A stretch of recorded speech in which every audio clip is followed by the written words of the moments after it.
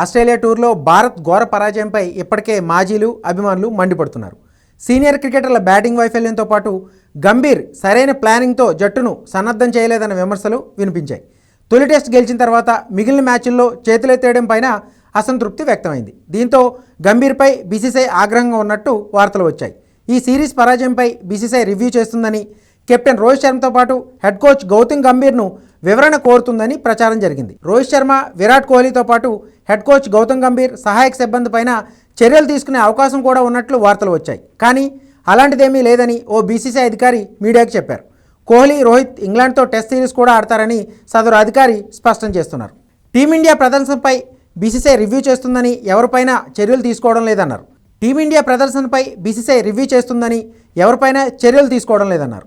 ఎవరిని జట్టులో నుంచి తీసేరని, బ్యాటర్ల వైఫల్యానికి హెడ్ కోచ్ ఏం చేస్తాడంటూ ప్రశ్నించారు.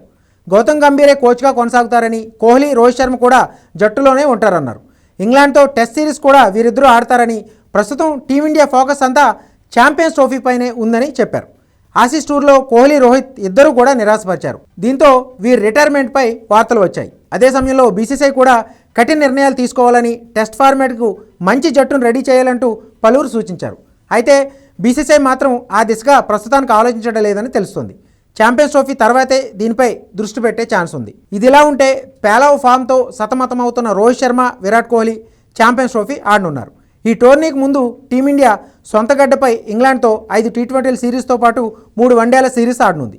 టీ20లకు రిటైర్మెంట్ ప్రకటించిన రోహిత్, కోహ్లీ ఇంగ్లాండ్తో వన్డే సిరీస్తో మళ్లీ మైదానంలోకి అడుగు పెడతారు.